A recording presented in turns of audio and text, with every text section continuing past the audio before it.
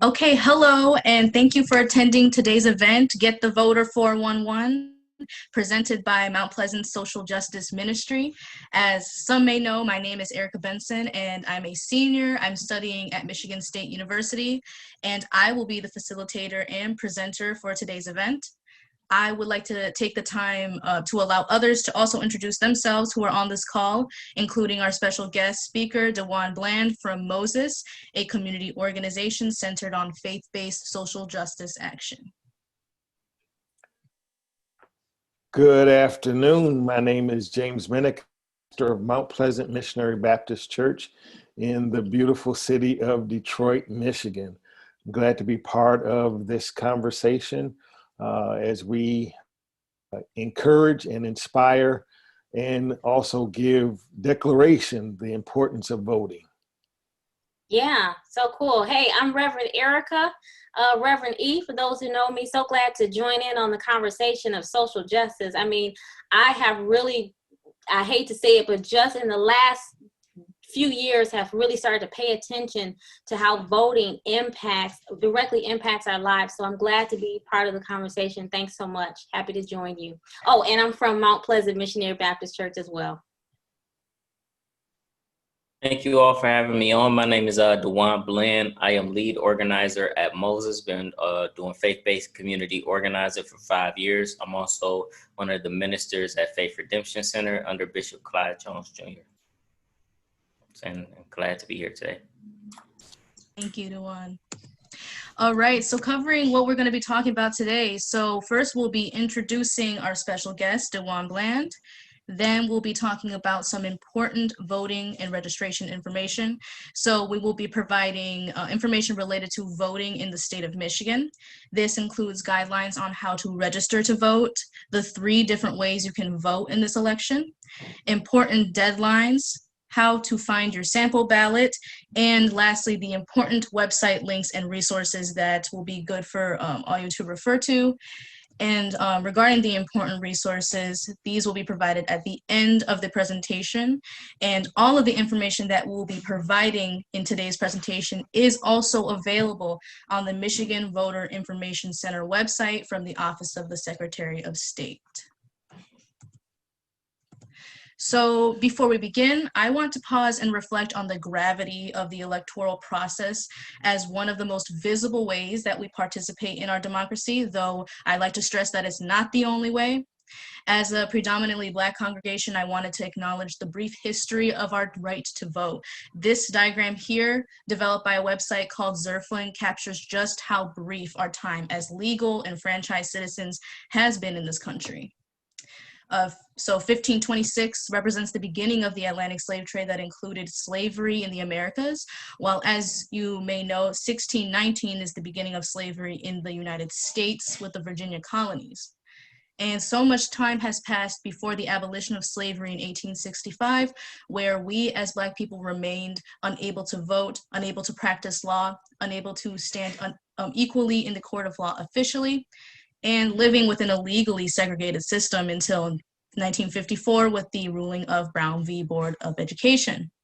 It will be another decade after that before Black people are able to exercise their right to vote without the threat of literacy tests and poll taxes.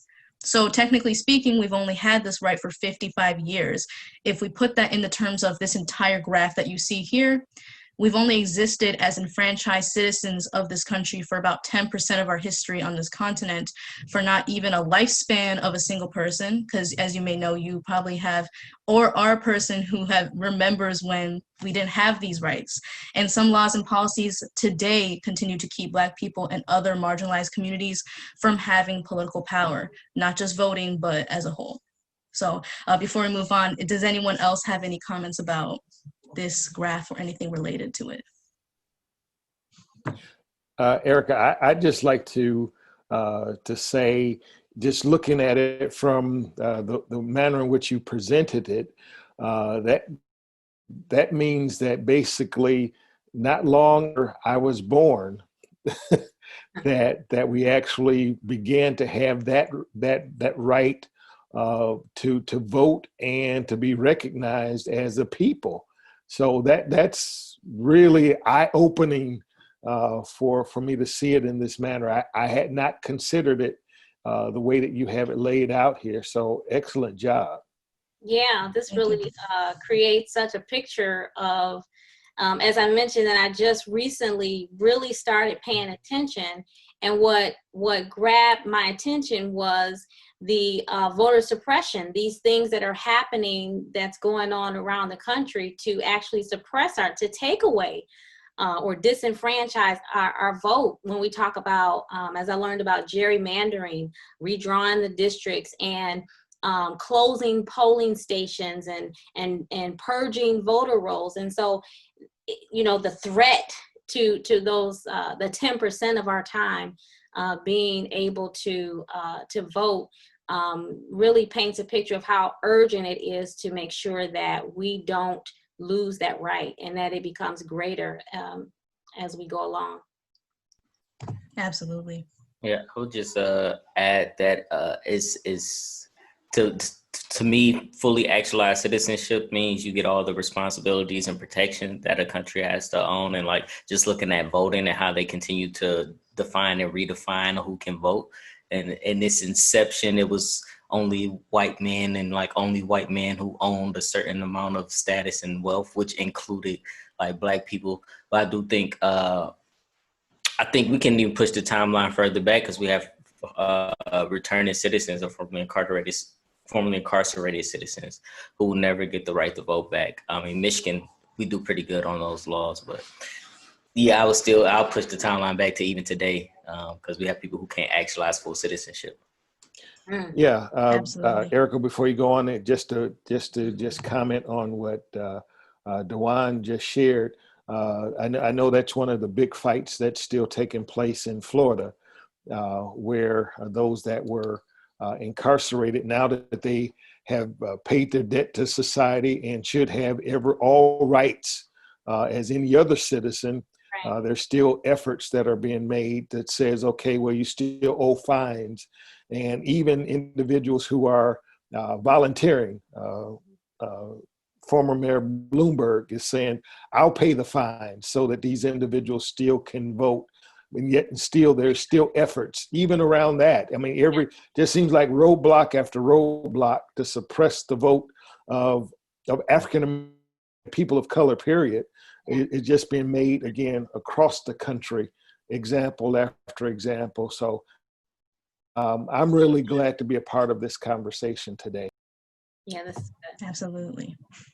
Yes, definitely. This green section right here, the 1954, is a very fluid marker, as everyone else has noted, that things are going on today that suppress people's votes.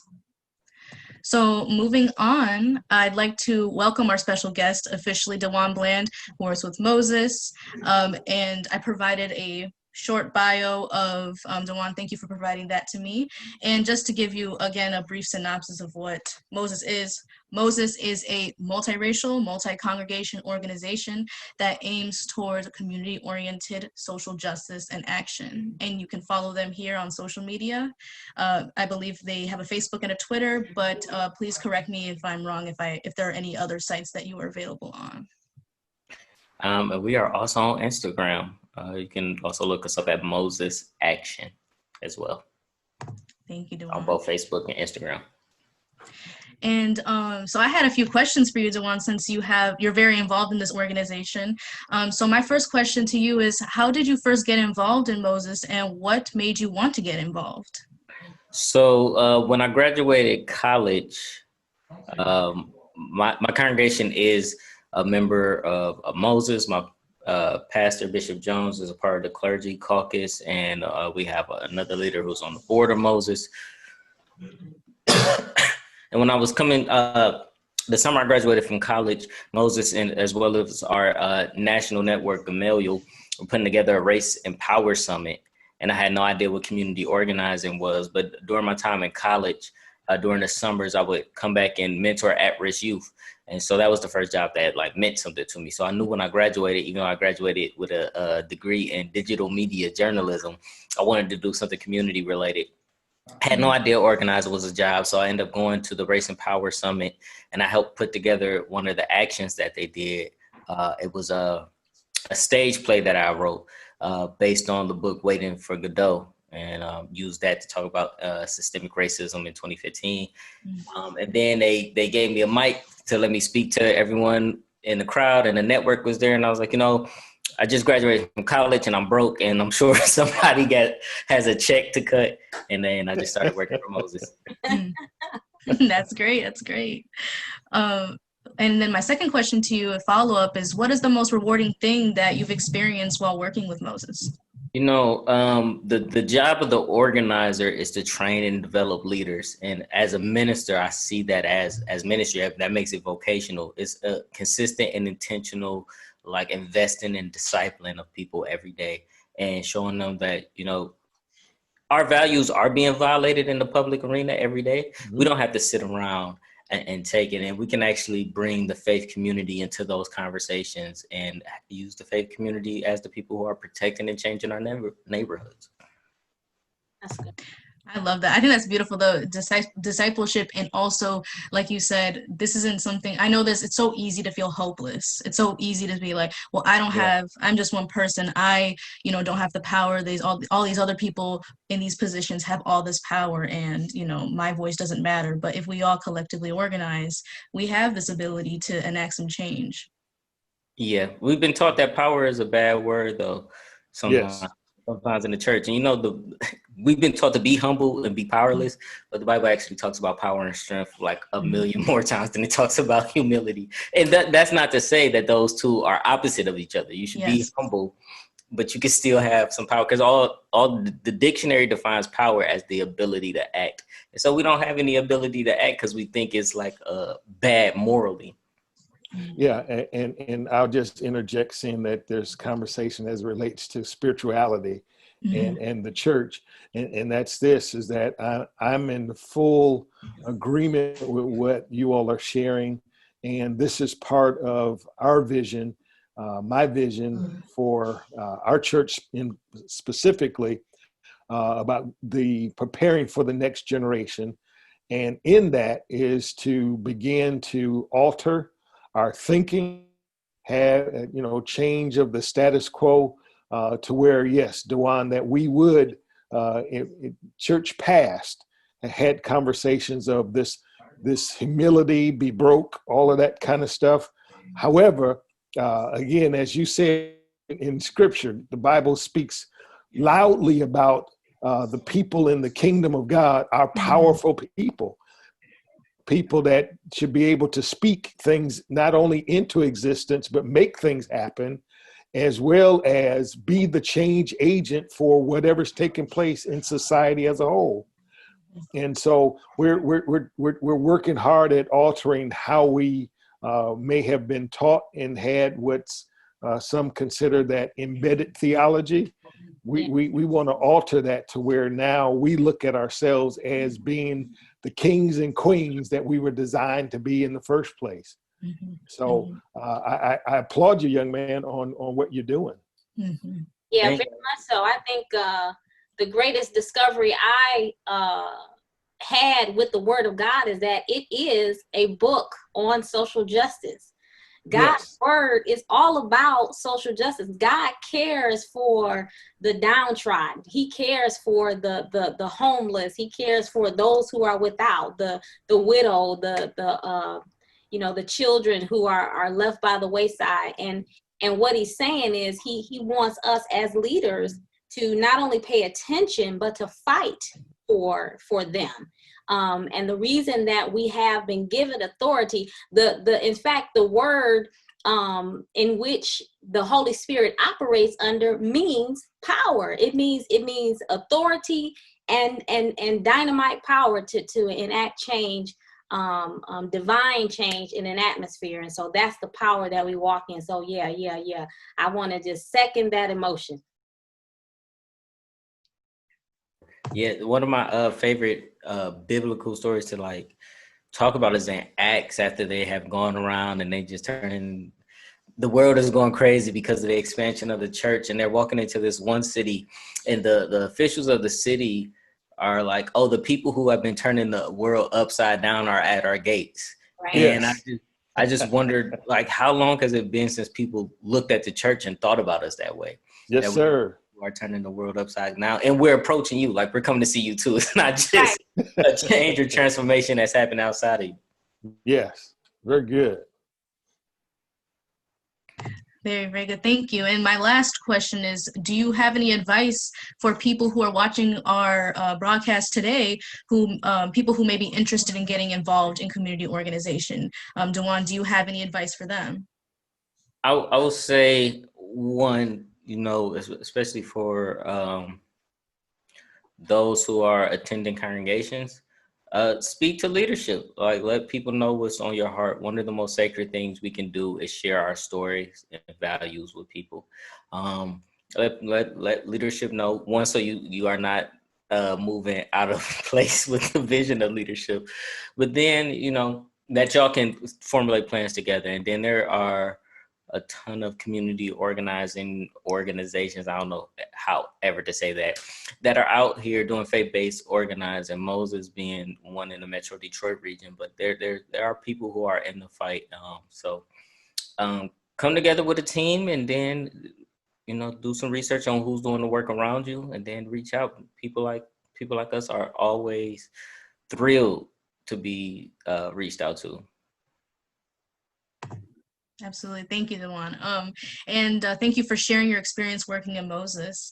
So let me move on. And before I move on, just don't forget, you can follow Moses on Facebook, Twitter, and Instagram. Okay, so moving on to the voting education portion of this presentation. So the first order is how to register to vote. So just to let everyone know, the online and mail-in registration deadlines have actually passed. So that was on October 19th. And then if you haven't registered to vote already, it's not too late. You now have to do so in person at your local clerk's office of the Secretary of State. And when you do so, make sure your voter registration is updated. So I know, especially for students out there who might not be at at home, you can register to vote. Still, you can re-register at your location. So the online and mail-in registration has passed, but you can re-register at your local clerk's office at wherever your new location is. And all you have to do is provide your current driver's license or a current valid photo ID card, your military ID, the last 4 digits of your social security. And then if you don't have any of those, you can also provide any government document that was printed within the year of you're registering, which includes your name and current address. So that includes your utility bill, your bank statement, a paycheck, or a government check. So we provided here a 3-step final voter registration checklist. So the first one is your voter registration card should arrive by mail a couple of weeks after you register. And then secondly, you can check your registration status online. So we can, I'm gonna provide that link on the last slide, but you can check whether or not your registration has been confirmed. And then now you can also look at your sample ballot in advance before you vote, so you know who and what that you're voting for. So there are 3 main ways you can vote. First, there's early voting or in-person absentee voting, which is going on as we speak. You can pick up your absentee ballot in person at your local clerk's office. It's fast, it's pretty easy, and you're also social distancing because there's not as many people as you would see on election day. Secondly, there's mail-in absentee voting. So any registered voter can request an absentee ballot by mail. You go online to the Secretary of State's website and click Request Absentee Ballot, and they will mail it to your house. So the deadline for that is due on Friday, October 30th. So that's next Friday. And then lastly, for in-person voting, which is on November 3rd on election day, you go to your polling location and you will be asked to show your current photo ID to vote in Michigan. So that includes either your non-expired driver's license or a personal ID that was issued by the state, and any federal or state issued photo ID, your US passport, or a military ID card. This is great. I'm so glad that they opened up the requirement for absentee voting. So you used to have a reason, but now you don't have to have a reason. Exactly. There's just so many different ways you can provide like your documentation. So going into the important deadlines, so know that these following deadlines have passed. So the deadline to register to vote by mail and online was passed October 19th. And important upcoming deadlines. So the deadline to request an absentee ballot by mail, Friday, October 30th at 5 p.m. So that request must be received by your clerk's office. And the same goes for online. So if you want to request an absentee ballot, that has to be on Friday, October 30th online as well. And then the last day is Election Day, Tuesday, November 3rd. So be there. So this next slide is talking about how to find what's on your ballot. So you can look at what is on the ballot in your local community in advance. You don't have to look on the ballot on Election Day to know what is on there. So a really useful site for that is called Ballotpedia. All you need to do for Ballotpedia is provide your street address, the city and state that you live in, and then it's optional to include your email. And then once that is entered, you can click View My Ballot, and then it shows you all of the different people running in the elections, as well as a description of all of the proposals that are happening in your community as well. So the last slide here is talking about important resources that you must know that are available to you. So the first one is the Michigan Voter Information Center. That is part of the Secretary of State of the state of Michigan. You can find your clerk's office, so where that's located. You can check your registration status. You can find what's on your ballot. So it's not just Ballotpedia, you can also look on this website as well. And you can also apply for accessible absentee voting if there's any accessibility issues that you have with how to get to the clerk's office, or if you need assistance, you can apply for that there. And then Ballotpedia, which is a website, as I just showed you in the last slide, it creates a personalized sample ballot based on your polling location. You can learn about elected position descriptions. So what I love about this website is it doesn't just tell you who's running. You can click on it and it shows you what their position is. What are they running for? What is that position's responsibilities? You can click on that and it'll show you. And then you can also read more about proposals on the ballot. Oh, before I move on, is there anything else that needs to be added? DeJuan, is there any other important resources that I'm missing? Not that I can think. There are folks who are offering rides to the polls the day of. You can call and get them. I have to look that information up in my email and then I'll send it to you. Okay, thank you. Yes. I heard that this morning, and I don't remember the number or the number that you dial in, but they are offering free rides if you need a ride. Even not just on voting day, but right now, even so you can go to your clerk's office to register, get your ballot, and vote all in one shop. Mm-hmm. Yes, that's really good to know. Yeah, we should definitely share that resource. Okay. So I found it if you want me to. Oh, yes. So you can schedule your ride at www.voterrides.com. That's voterrides.com. Or you can also call or text at 313-626-0066. Again, that's 313-626-0066. And I can forward you all this graphic. Thank you so much.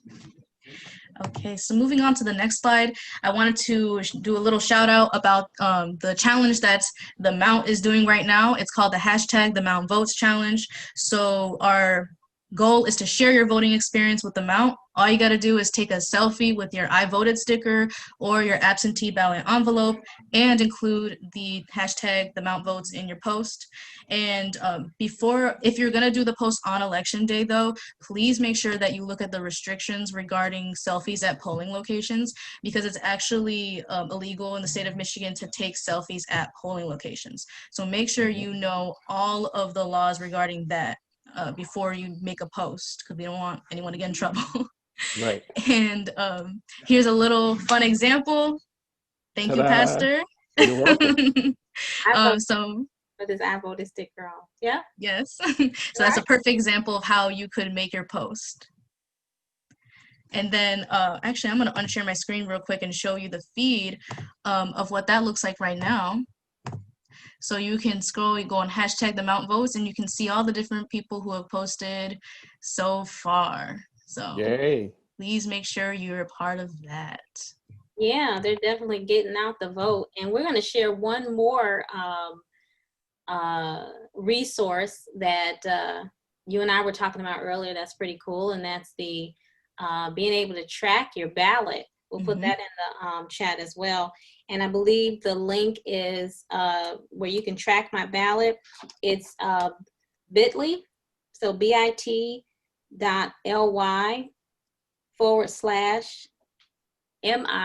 track ballot.com. So it's mitrackballot.com. That's what it is. Thank you. Yeah, that's something that I needed because of course I did my vote, but I was like, so how do I know where it is? How do I know that it actually has been captured and registered and will be part of the count, especially, seeing or hearing some of the stories around the country where even those drop-off boxes are either some are fake and or where they've been set on fire, things of that nature. So it's important if you can utilize that to track your ballot, make sure in the proper hands and that you are counted on election day. Exactly.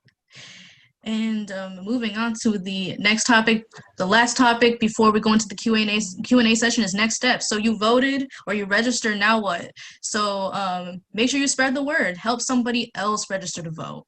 Make sure that they know how and where to register to vote. Help someone fill out a ballot. Obviously, there's actually a little box for absentee ballots that shows if someone assisted you in filling out a ballot, because not everyone knows how to do that. Yeah. And thirdly, you can volunteer at a polling place. So if you go on www.powerthepolls.org, it actually shows you how to volunteer, how to help out with polling locations on election day. So that's, if you're interested in being a part of that, you can do that as well. And lastly, I'd like to say you can also share voter information on social media. Make sure that it's from a trusted source. So it's either from, the Secretary of State or from the, United States government as a whole. Just make sure that that information is accurate. And then make sure you're talking about it. Talk about it with your friends. Talk about it with your family. Make sure people have a plan to vote, because not everyone has made a plan to vote. And if they need a ride, maybe your way of helping is driving them to the location.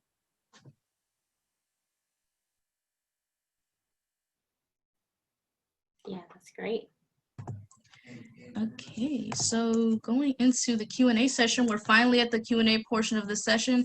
So if anyone has any questions or discussion topics, we can feel free to ask any questions about either the voting process, or if you have any questions for our guest speaker, I invite you all to do those as well. And the last thing I'll say is thank you for your time, stay safe, and go vote. All right. Well, I want to pose a question to our panel today. These were some of the things that I saw on our feed on social media. And, after watching the debates, everyone's probably been watching the debates, town hall session. And, I see some of the folks saying, I'm not voting for either one of these guys. They just, neither one of them are speaking to me, or they both sound like politicians. And so what would you say to that person who feels they just feels empathetic? They don't have any desire to vote because they don't know how to make the choice, or apathy. That's the word for it. They feel apathetic. I think that there's a couple layers to that. And so Moses has been dealing with that for like years. And just in my experience, since 2016, we've been more conscious on how to develop strategies around that, and been building up faith captains in our congregations to help walk people through the process of it. I think people who vote consistently, they can connect their values to the polls. And some people don't know how to connect their day-to-day values to the act of democracy, either because no one has listened to their story to be able to connect it, or like some people just don't know how. And it's like some people are ashamed of that, but it's okay. Like our education system kind of failed us and did terrible at teaching us civics. But I'll give you this example. In 2016, we had some young folks who had that same mentality, and having just conversation with them, we found out like they all had issues with judges every time that they had to go to court, whether it's for traffic stops or something more serious. And I just like asked them like, well, you vote for the judges that's going to be in the courtroom with you, but they didn't know that. Right. And it was that, like, just that little bit of information that turned them from, I'm not going to vote because the presidential election is a circus, to I have to vote because these people who have affected my day-to-day lives are on the ballot right now. That's bringing it real. Yeah, and I'll join in with that, DeJuan, is that and we have a perfect example from the presidential side on down, is that when President Obama won the presidency, his first term, he had support in the House and the Senate. However, when he won his second term, when the votes didn't come out the way that they normally would, that down ballot voting is vitally important. So there were many efforts or initiatives or legislative efforts that were made in President Obama's second term that never got heard, never went through, because he didn't have the support of the Senate, because it was won by another party. So I'll just stress, again, as you mentioned, associating it to your everyday life, those down ballot and those proposals, senators, your Congress people, the individuals who, city council, man, makes a difference. All of those things matter. Every part of an election makes a difference or touches everybody's life in one manner or another. And I appreciate what you're suggesting is, how do we link that?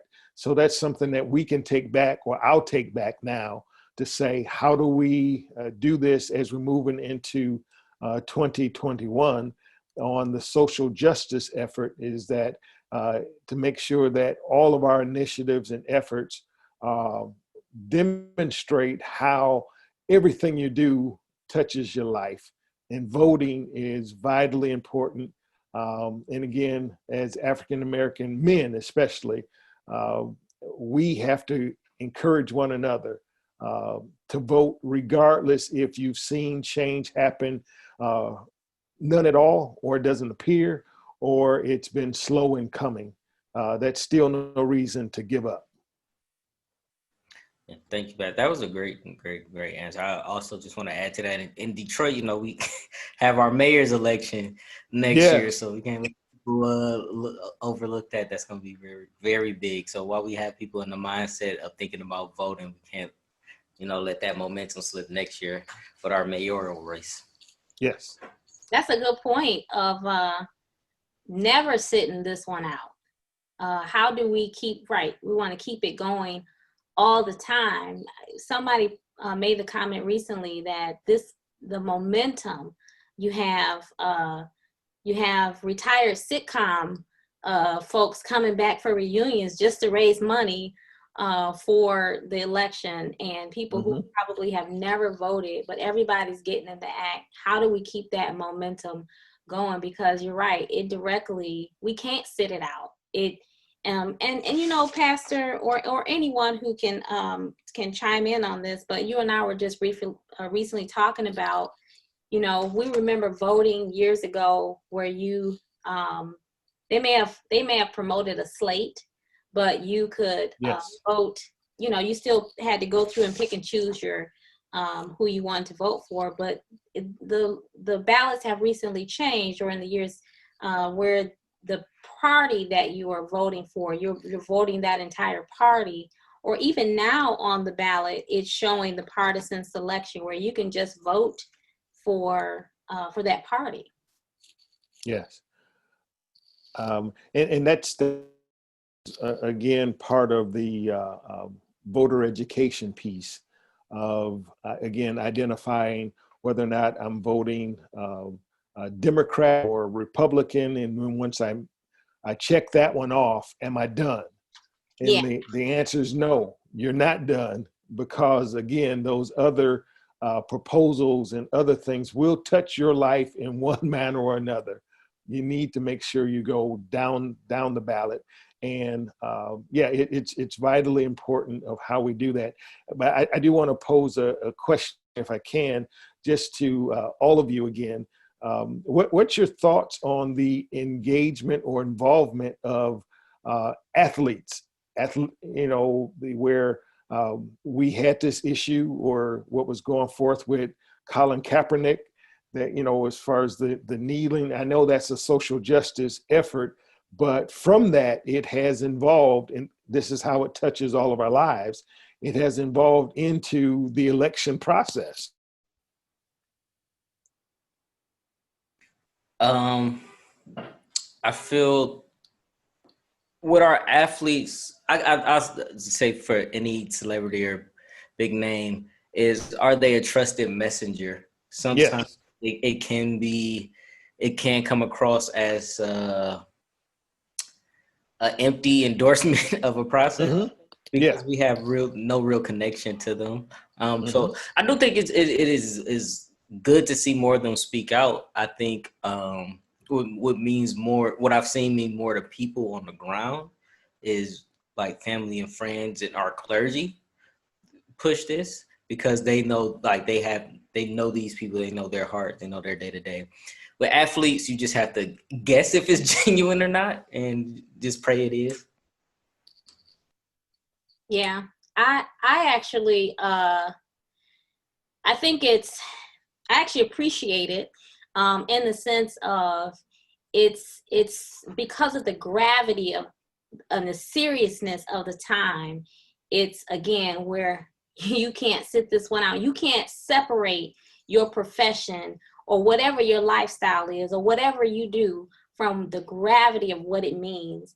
And and it also stresses the importance of using your platform, no matter, like, you can't separate yourself once you make it big, or once you have a celebrity status. You still have a platform that you can use your platform, and that also translates to us on the ground, that we have a platform too. No matter whether we are famous or not, we still have an influence. And I think it just speaks to that ability to use your influence, because you have a group, a network, somebody that listens to you, or that will be influenced by what you do. Yeah. Erica with a K, can you just share, my question to you is, I just, as it relates to being in college, on college campus, what's the temperature gauge? How is it flowing out there? In terms of temperature, I think that it's very interesting to be a college student during this time, with so many different things going on, given COVID, given this election. Like, we're living in an interesting time. And I think I know so many different college students, no matter your major, you're probably gonna have to take some sort of social science class, whether that be a history class, a political science class, or a sociology class. And I think that hopefully students are connecting what they're learning in class to the real world. It's not just sitting in class, you're learning what's happening in the real world. And as college students, we hold a privilege where we're probably going to go out into the world in these different professions, and you're going to be able to have this power and this platform. As Reverend E just said, we have this platform, and we should be using it. And in terms of a temperature, I think it's it depends on what school you're going to. As a person going to a predominantly white institution, the Black student population is not that high, nor is the minority population as a whole. So it definitely is very interesting to live in a time where there's going to be there's a lot of Trump 2020 versus Biden 2020 signs going everywhere. Yes. So it's very interesting to be a person of color, a Black student, I'm Black and Asian, a Black and Asian student at Michigan State University. And I know that there's been a lot of different student groups that have been very vocal and active about voter education. I get emails all the time, social media notifications all the time about people promoting voting, and I really hope that that momentum stays, not just in this year, but in years to come. Very good. Mm-hmm. Yeah, this is great. Yeah, congratulations to you, Erica, for taking the reins on this. Yes, thank you so much for giving this opportunity. It was very fun to put this together. And DeJuan, I thank you for taking the time out of your busy schedule to help us and talk about your experience and your knowledge about community organizing. Because I think the church is definitely, I think it's great and a privilege to be a part of the social justice ministry at the Mount, because the church has, if we look back in history, the church has been a very vocal and a very important component of social movements. And I think we need to keep that tradition going, because it's a very powerful place to talk and speak, not just about our place in this community, but also connecting that to our spirituality and our responsibility as people of this kingdom to continue talking about how we can help each other, how we can better our society. Thank you for having me, and I want to applaud you and the congregation for all the work that you are doing. You all are, this has been amazing. This is everything that you've said on the call is what we've been trying to train congregations to do all summer. And so you all are doing it, and that's great. And have all the admiration from me. Thanks. Thank you. Thank you. Thank you. Again, I want to thank all of you for this time that you've spent, and this is being recorded so that we'll be able to share it on our social media platforms. I'm learning all of that new lingo now, and I know it's vitally important that I do know it, that we'll be able to share it. And again, just grateful again, Erica Benson, for you taking the lead, and DeJuan, for such a young man, that your knowledge base and your willingness to be out there to educate people like me and other congregations, and whatever we can do, and including myself, we'll sign up in one way or another, just to make sure that we're a part. And Reverend E, continue to do what you do. I'm just grateful. And those that have joined us on this call that may not have been part of the panel, but just listening in, your participation is vitally important as well. Just to make sure that we go out and we vote. Yeah. Vote again. Yeah. And do it safely. But make sure that no stone goes unturned. This is vitally important for generations to come.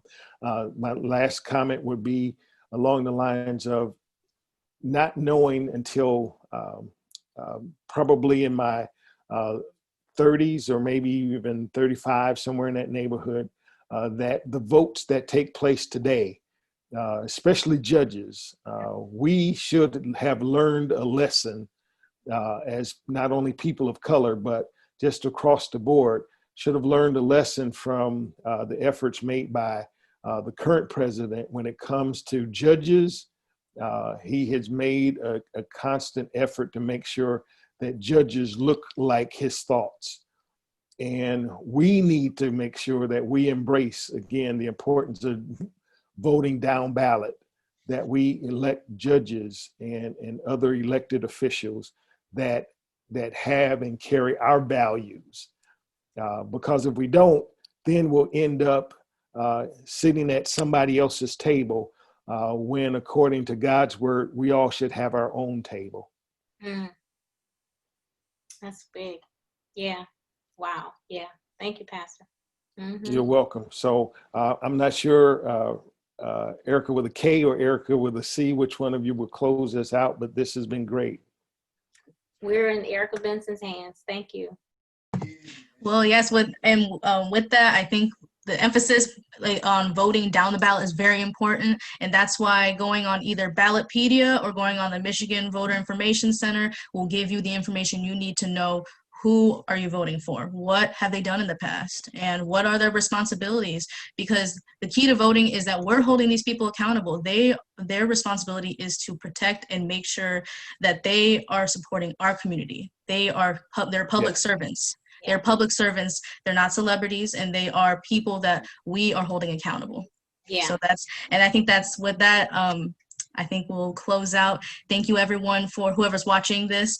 And please, I think if you have any more questions about the voting process in general, I invite you all to ask the Mount members and leadership. You can email info@Mount Pleasant, and we'll try to answer your questions, because I think making sure that everyone knows how this voting process happens is the key to making sure this is a successful election.